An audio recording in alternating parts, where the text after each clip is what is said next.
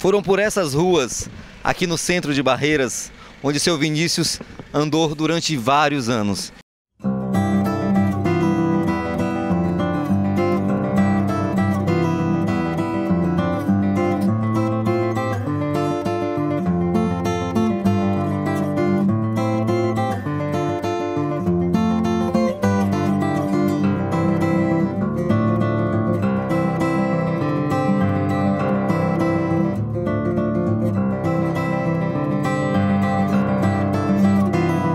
E por aqui, antes de chegar até o jornal, ele tinha um longo caminho pela frente. Ele conseguia comunicar-se com os pássaros e com as plantas. E quem vai falar isso pra gente é o nosso querido Eduardo, que é filho dele, e vai falar um pouquinho. É verdade que seu pai realmente, quando ele vinha para casa, ele ficava olhando as plantas, ele tinha uma curiosidade muito grande pela natureza e gostava e amava do que realmente o que fazia? Com certeza. Meu pai, desses 30 anos de Bahia e desses 25 anos de jornal, praticamente todos foram vividos nessa rua aqui, né? A primeira sede do jornal foi na Rua Ipanema e depois, com 6 meses, a gente mudou para cá. Então ele gostava muito daqui porque aqui nessas árvores ele acompanhava, tinha um casal de sabiá que tinha ninho, todo ano fazia ninho, né? Aí ele vinha para cá e ficava filmando o sabiá, acompanhando, né? Então, e essa rua aqui é uma das ruas mais arborizadas de Barreiras. E ele tinha uns ciúmes dessa rua, assim, quando as empresas vinham fazer manutenção na rede elétrica, ele ficava no lado, colado, para que as pessoas não cortassem demais as árvores, porque ele achava uma injustiça as podas radicais que faziam. Então, às vezes, até uma vez eu e ele nos abraçamos numa árvore aqui para não deixar, uma árvore aqui próxima aqui, para não deixar, porque eles queriam cortar muito embaixo da rede radicalmente, e nós nos abraçamos na árvore, chamamos a imprensa na época. E aí veio tudo para cá e a empresa acabou cedendo e voltando atrás, nunca mais veio podar aqui, né? Então aqui era o local que ele tinha os amigos, ele ia no mercadinho, ele ia na farmácia, ele ia no supermercado, ele ia no banco, então tudo era próximo, então ele gostava muito dessa rua aqui na Rua 19 de Maio. É verdade que ele ajudou a plantar muitas árvores aqui também? Sim, uma coisa que ele sempre ensinou desde pequeno, então ele ensinou a mim e ao neto dele, a plantar. Então eu tinha um beco aqui, um final da travessa de 9 de maio, e aí foi nós que arborizamos ele conseguia as mudas, eu ia lá abrir o buraco, aí meu filho na época tinha 3 anos, ajudava a plantar, então era uma coisa de família. E nós estávamos até programando agora, nesse ano, de repetir uma foto que a gente fez na época. A gente comentou no início, pai, a gente precisa repetir essa foto aqui, só que infelizmente a gente não esperava o final que fosse assim tão rápido e não conseguimos fazer, né, a foto. Mas a gente sempre se preocupou em manter as árvores, né. E essa foto era onde estavam vocês 3, na verdade? Tava meu pai, eu ajudando ele a plantar e o meu filho, na época tinha 3 anos, também ao lado ali plantando, né. Então a gente queria repetir essa foto, mas não conseguimos. Mas você que está em casa, você está vendo a foto, hein? É essa aí. Mas vamos embora dar mais um giro aí. Na verdade, a gente está indo agora para o jornal Nova Fronteira, onde seu Eduardo me acompanha, falando um pouquinho mais da vida do pai dele. Você vai conhecer agora. O meu pai, ele vem de uma família tradicional lá do Sul, né? Então, ele foi vereador por 2 mandatos lá, ele teve um cunhado que foi prefeito por 2 mandatos, uma irmã que foi vereadora, vice-prefeito. Então, ele não precisaria fazer o que ele fez, sair do lado de sua mãe e suas irmãs lá e vir enfrentar uma cidade nova e começar do zero, uma cidade de 3.000 quilômetros da sua terra natal. Mas o meu pai sempre foi apego a desafios e ele viu que era necessário, assim, proporcionar aos filhos oportunidades, novas oportunidades. E lá no Sul, por ser uma cidade pequena, ele viu que não tinha mais, assim, o campo de trabalho era mais restrito. Então, assim, ele abandonou toda essa tradição que tinha da família lá e veio para um novo estado, para uma nova cidade, começar do zero, sem ser conhecido, sem nada. Você que está em casa, a gente vai bater um papo com o Eduardo e você vai saber um pouquinho mais da história do seu Vinícius, viu? Nos acompanhe, que a gente está subindo as escadas e daqui a pouquinho tem muito mais para você.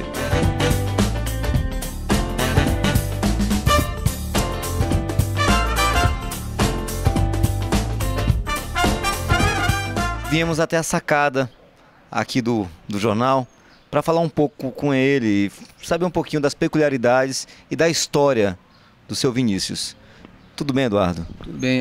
Esse era um ambiente que ele gostava de tipo acordar cedo, 5h30, 6 horas.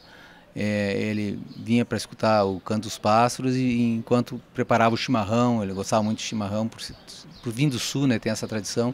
Então, e aqui também era um momento, acho que ele conseguia buscar no seu íntimo assim inspiração para as poesias. Então, como ele ficava às vezes de 5h30 da manhã, a cidade calma, silêncio, aí ele conseguia, acho que buscava aquela inspiração para poder fazer os seus poemas. Quem foi Vinícius Lena? Bom, meu pai, ele foi um adolescente, digamos assim, um jovem e muito inquieto em termos assim de não aceitar passivamente o que era comum. Então ele ainda estudou durante 7 anos num seminário, num colégio de padres lá na cidade de Santa Maria, no Rio Grande do Sul. E assim que se formou em contabilidade, ele foi trabalhar numa editora O Globo, em Porto Alegre. E lá nessa editora Globo que ele passou a ter contatos com grandes escritores, entre eles Mário Quintana. Então ele sempre acompanhava o Mário Quintana sentado num banquinho na praça da Alfândega lá, pitando seu cigarrinho. Então ali que ele passou a ter esse contato e esse gosto pela leitura, começou a despertar esse gosto pela poesia e coisa.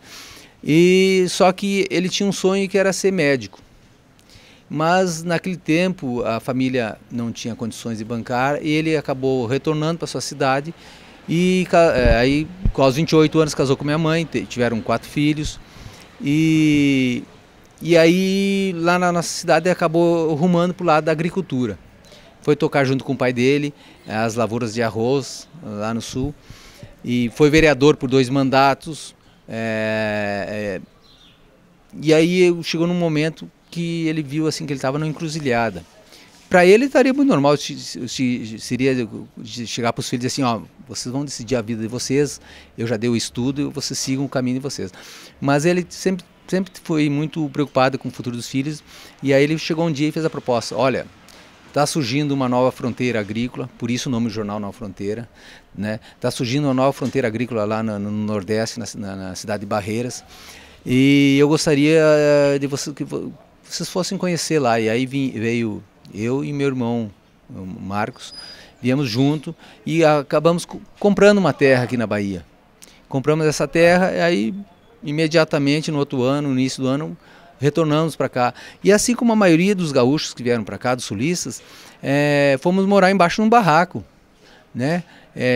Não tinha estrutura nenhuma, a fazenda era cerrado puro, aí abrimos um pedaço da mata ali onde para até evitar que o lobo, tinha muito lobo-guará lá e a onça suarana viesse atacar. Então a gente fez aquela limpeza próximo a um rio que tinha ali e construímos um barraco e ficamos durante 6 meses morando nesse barraco. Um barraco de zinco, né, com eternite, coisa. E até a gente poder construir uma casa na fazenda. Ficamos durante 5 anos morando no interior de Sanzidério, na zona rural de Sanzidério, entre o povoado de Campo Grande e o povoado de Cocos, em Baianópolis. Então ficamos 5 anos morando lá. E com a morte do meu irmão, que ficou na cidade, ele criou, o meu irmão que fundou o Jornal Na Fronteira em 1989, e em 91 meu irmão foi assassinado aqui. E com a morte do meu irmão, meu pai resolveu abandonar a fazenda e vim tocar o jornal, porque o jornal foi um dos momentos que meu irmão se encontrou na vida, que meu irmão tinha feito sociologia, tinha feito administração, mas nunca sabia direito o que queria. E quando o meu irmão fundou o jornal, ele se encontrou na vida.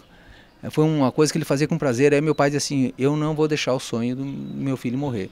E aí a gente veio para a cidade em 91 e começamos a tocar o jornal. E aí, sabe, a história foi seguindo, né? Em 92, o meu pai foi para São Paulo buscar uma impressora, foi o segundo computador da cidade. Que só existia no Irmão Ribeiro, na gráfica Irmão Ribeiro, e nós fomos o segundo computador da cidade, a empresa ter esse computador na cidade. Depois a tecnologia foi avançando e coisa, né? Mas aí ele foi em São Paulo, trouxe essa forma composer, que aí facilitou ainda mais a diagramação do jornal, confecção. E aí nós seguimos aquelas viagens cada 15 dias, ia até Brasília na gráfica para rodar o jornal na gráfica lá. E passamos assim a fortalecer, o meu pai passou, né, começou a fortalecer o nome do jornal, passou a ser respeitado, já era respeitado na época do meu irmão, e ele conseguiu manter esse respeito, e agora cabe a mim, que é uma tarefa bastante árdua, é manter esse círculo de amizade, esse respeito que a família conquistou aqui, e manter o jornal em atividade. Então é uma tarefa que eu sei que no início vai ser complicada, porque meu pai, ele sempre me falava assim: ó, meu filho, você não precisa ser tão direto, você tem que falar o que você pretende através das entrelinhas, porque quando você é muito direto, você faz inimizades. Então, esse é meu grande desafio agora.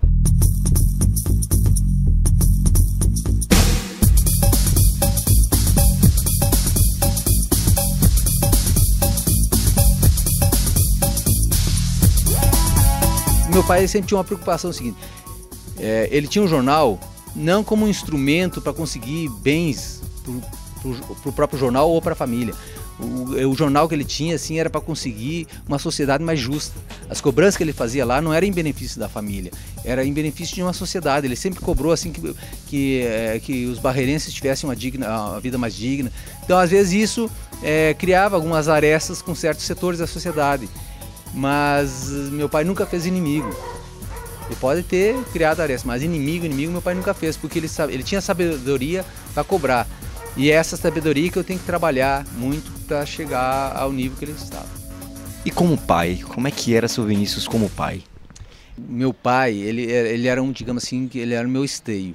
Sempre foi meu esteio. A minha vida inteira, desde que eu me conheço por gente, eu estive ao lado dele. Lá no sul, a gente trabalhou na lavoura, eu estive ao lado dele trabalhando na agricultura. A gente veio aqui para a Bahia para trabalhar na agricultura e eu fiquei 5 anos na fazenda acompanhando meu pai. Quando meu pai resolveu assumir o jornal, eu também abandonei a agricultura e comecei a mexer com o jornal. Então, por quê? Porque eu sempre tive no meu pai assim um homem ético, um homem ilibado, assim, com conduta ilibada. Então eu sempre me espelhei nele. E isso que, eu digo assim, que me dá a certeza de que mesmo ele estando do meu lado, ele me deu a bagagem para ser um ser humano melhor, um ser humano que respeite as pessoas, que faça a sua cobrança para uma cidade melhor, mas que seja um cara ético. Então essa bagagem que ele deixou para mim, esse ensinamento, ele me dá a certeza de que eu vou me tornar capaz de suprir essa falta dele aqui na cidade com o jornal e seguir em frente. A gente tem aqui um fundo maravilhoso com árvores, onde ele brigou, né? Até muitas vezes para que não deixassem os pássaros sem abrigo. E hoje está aqui nesse espaço sem seu pai. Assim, se lembra, lógico, a gente vai lembrar. Me diz um pouquinho, me fala um pouquinho, o sentimento, ele é um sentimento vazio, ele é um sentimento saudoso? Qual que é a impressão? A impressão que fica, o sentimento que permanece? Houve agora, com a partida dele, logicamente que houve um rompimento físico, né? Esse rompimento físico é normal, faz parte da vida. Mas a nossa ligação espiritual, ela vai continuar. Nesse primeiro momento, eu nem cobro muito assim, de pedir ao meu pai o que eu faço nessa hora. Eu estou deixando assim um momento para ele, que ele partiu para uma nova dimensão, sei lá, eu não sou muito ligado nem para um lado nem para o outro, mas ele partiu para um novo momento, então ele precisa de um tempo para ele também se encontrar. Eu espero que nesse momento ele esteja abraçado com a minha mãe, esteja abraçado com o filho dele, que foi tirado de forma muito drástica do seio dele, muito prematuramente. Então eu estou esse tempo que ele precisa para se reencontrar. Mas eu sei que daqui para frente, tudo que eu for fazer, ele vai estar por perto zelando, né? Ele vai estar me acompanhando e me mandando os fluidos positivos. Mas nesse primeiro momento agora é um momento dele, um momento de se desligar das coisas terrenas e partir para esse mundo espiritual, esse mundo, essa nova dimensão que existe, que a gente não sabe, né? Mas é um momento dele. Mas mesmo assim, toda vez que eu sento aqui, eu vejo a lembrança dele sentado aqui, tomando chimarrão, recebendo amigos, conversando com as pessoas, e até mesmo ele me mostrava de manhã cedo assim, olha o que eu gravei hoje de manhã, hoje tinha um sabiá aqui, hoje tinha não sei o que. Então ele gravava aquilo e ele tinha um prazer de botar nas redes sociais, essas coisas que ele filmava, tanto aqui como na chácara lá. Então ele tinha uma coisa diferenciada, assim, ele conseguia ver naquele detalhe que ia dar uma coisa boa, né? Então ele saía com a maquininha pequena dele e para fazer as filmagens dele, e a gente deixar ele bem à vontade, porque ele sabia que ali ele estava interagindo com a natureza, e isso que era o mais bonito. E é fato, porque a gente está sentado aqui agora e eu não sei se você que está em casa está conseguindo ouvir, mas a gente está ouvindo o canto dos pássaros. Eu não sei se você escuta, mas espero que você realmente... Mas deixa eu te falar uma coisa, ele trabalhou aqui e ele tem um espaço aqui, o escritório dele é aqui. Eu gostaria muito de conhecer um pouco do trabalho, do lugar que ele trabalhava, né, da sua mesa, do seu trabalho, os livros que ele projetou, alguns que ele lançou. Vamos lá? Vamos conhecer?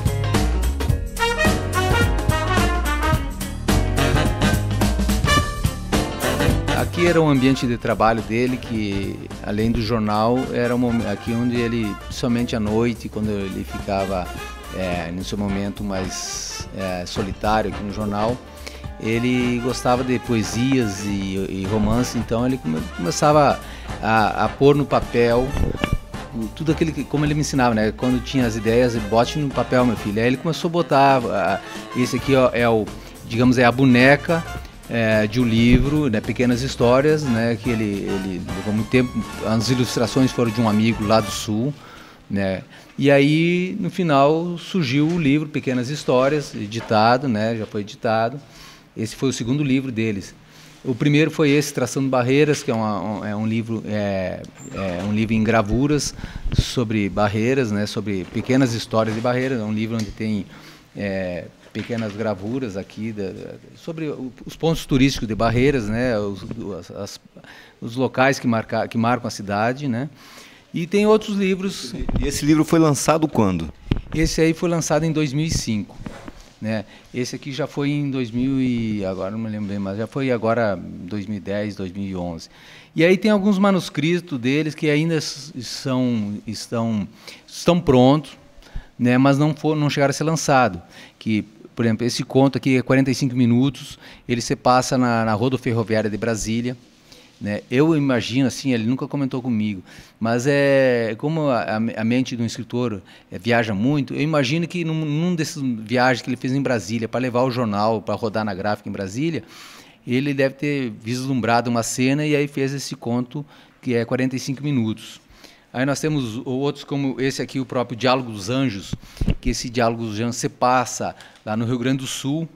Né, é a história de dois anjos que estão num mausoléu, um anjo de mármore, de bronze, num mausoléu de uma família rica, e um anjo de cimento num túmulo de uma família pobre. E aí os anjos ficam discutindo entre eles a história e coisa. Então, só que esse aqui ele não chegou a terminar, né? Ele é um livro que ele estava ainda buscando, né, o seu término, né? E era um livro de época, então ele tinha muita preocupação em datas. Então era um livro que precisava de pesquisa, porque como é um livro de época, então você tem fatos que aconteceram no Brasil tem que bater com fatos que ocorreram naquela época na cidade lá. Então, por isso que era um livro um pouco mais complexo. Infelizmente ele não conseguiu terminá-lo, né? Mas ficou aqui, pelo menos fica a lembrança dele, né?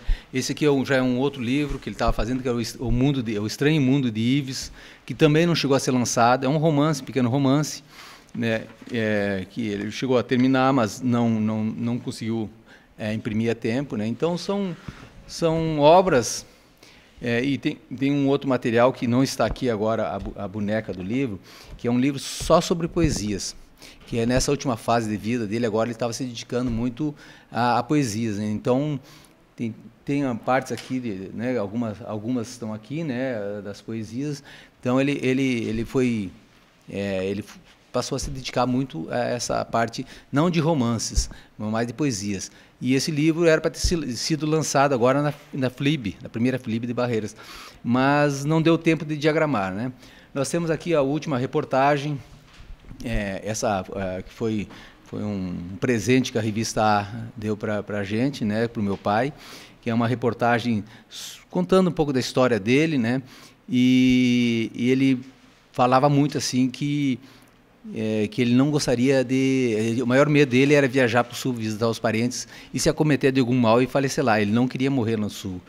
Ele queria morrer aqui na Bahia, onde estava já o filho dele enterrado, a mulher dele, e porque foi a cidade que ele escolheu para viver os últimos anos de vida, né? Então, ele tinha muito amor por Barreiras, então ele queria que o fim dele fosse aqui na Bahia, né? Em Barreiras, a cidade que ele escolheu. Claro que ele nunca deixou de amar a cidade natal, mas por ele ter escolhido aqui a Bahia, e ele gostava muito da Bahia, gostava muito de Barreiras, então ele pedia muito que o final de vida dele fosse aqui.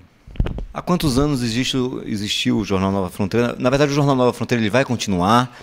Como é que vai ficar? O jornal ele foi fundado pelo meu irmão, e com a morte do meu irmão, a gente resolveu assumir a direção. Meu pai resolveu assumir a direção do jornal.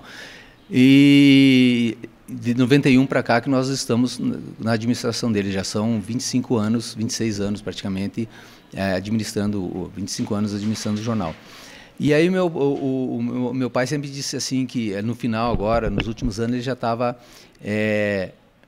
largando mais a administração para mim. E ele dizia assim: meu filho, você é que vai tocar ele. Eu já fiz a minha parte. Eu consegui preservar o que o meu filho fez, né, o Vitor, né, da criação. Agora o papel é teu, de dar prosseguimento. E é esse o papel que a gente quer. A gente sabe que não é uma tarefa fácil. Vai ser porque meu pai conseguia cobrar das autoridades através das entrelinhas. Ele não precisava ser muito incisivo. Eu já sou mais direto. E meu pai falava: meu filho, você não pode ser tão direto assim, você use mais as entrelinhas, porque essa forma sua, às vezes, de cobrar, acaba fazendo inimizades. Você pode até criar algumas arestas, mas não crie inimigos, que a aresta você apara, e inimigo você dificilmente perde, depois que fez um inimigo. Então, essa sabedoria em escrever como ele escrevia, eu vou ter que construir dia a dia, né? Toda vez que eu for fazer um texto, eu vou parar e pensar como é que o meu pai faria nesse momento, né? Então, eu sei que é um momento, é um divisor de água. Eu não tenho mais esse esteio que eu tinha nos momentos difíceis de chegar meu pai, o que eu faço nessa hora? E ele diz assim: meu filho, siga por esse caminho. Agora não, agora eu não tenho mais ele ao meu lado para me guiar. Mas está na hora de eu seguir meu rumo, meu caminho, e eu pretendo, no mínimo, eu quero preservar todo esse nome que ele criou, esse círculo de amizade. Eu conseguindo isso já vai ser uma grande vitória para mim, né? É conseguir manter vivo o nome do Jornal Nova Fronteira e principalmente as amizades, porque ele nunca esteve preocupado em conseguir bens materiais.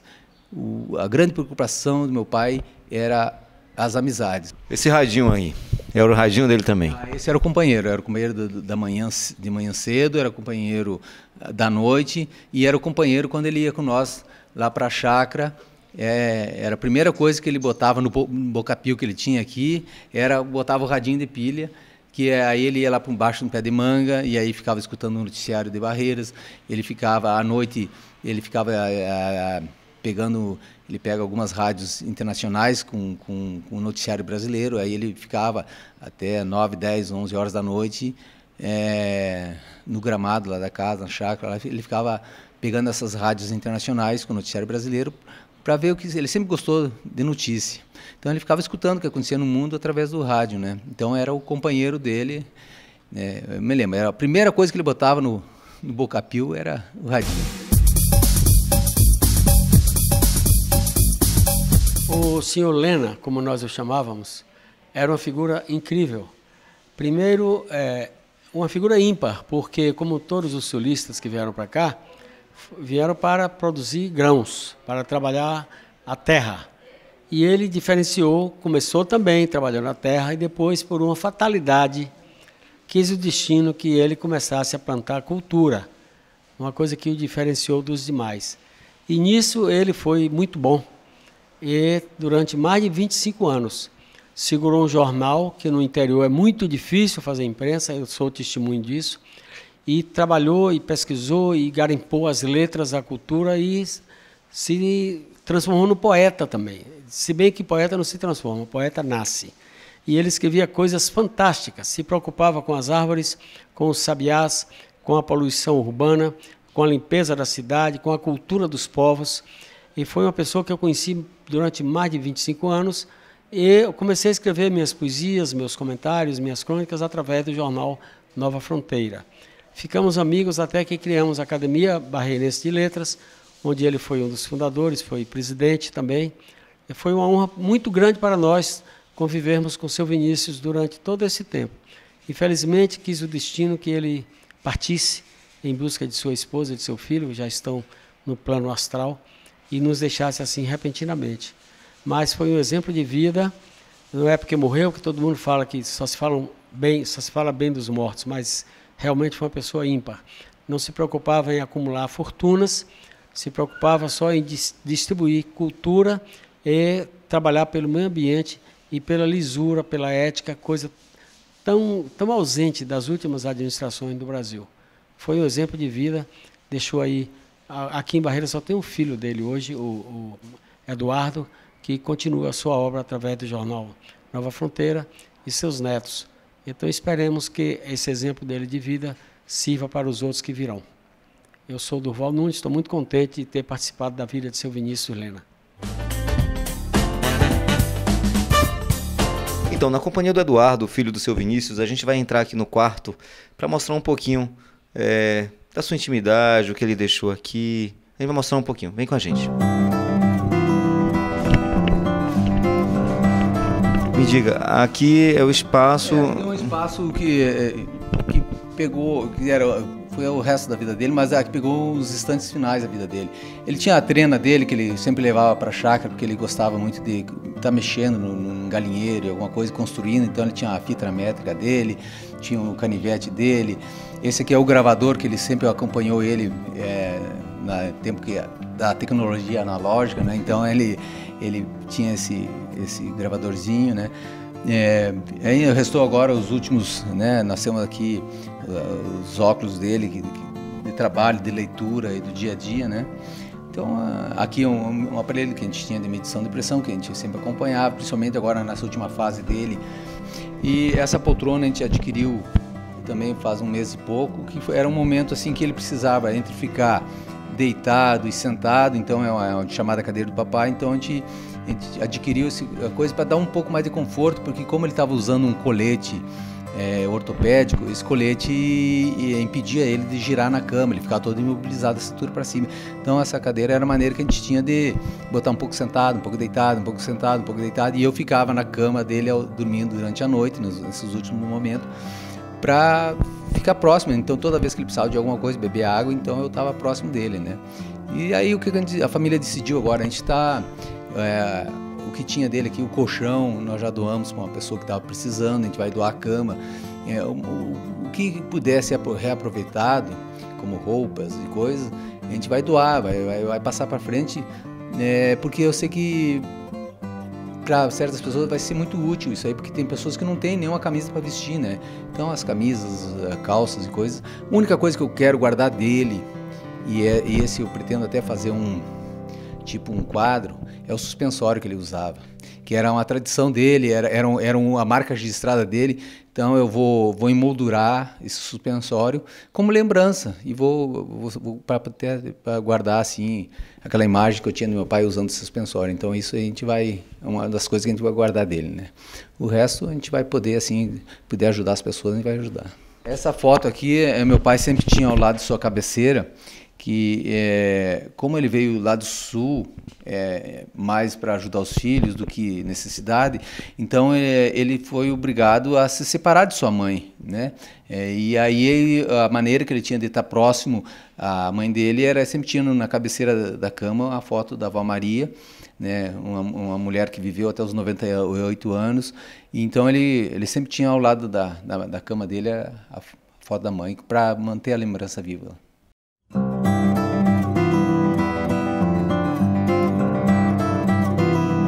Seu Vinícius foi um homem de muita fé, de muita luta, de muito amor e carinho e profissionalismo. Pelas ruas que seu Vinícius Lena andou, eu me despeço. Até o próximo programa.